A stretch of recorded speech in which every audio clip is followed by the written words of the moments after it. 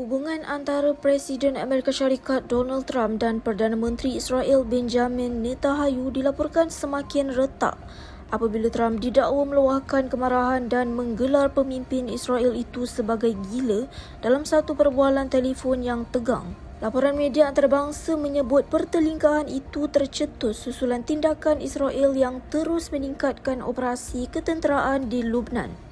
Menurut sumber, Trump berang dengan tindakan Israel yang didakwa memburukkan lagi ketegangan di rantau Timur Tengah. Beliau turut memberi amaran bahawa serangan berterusan ke atas Lubnan boleh menyebabkan Israel semakin terasing di peringkat antarabangsa. Adakah anda penjawat awam? Perlukan bantuan kewangan? Tak perlu pening lagi.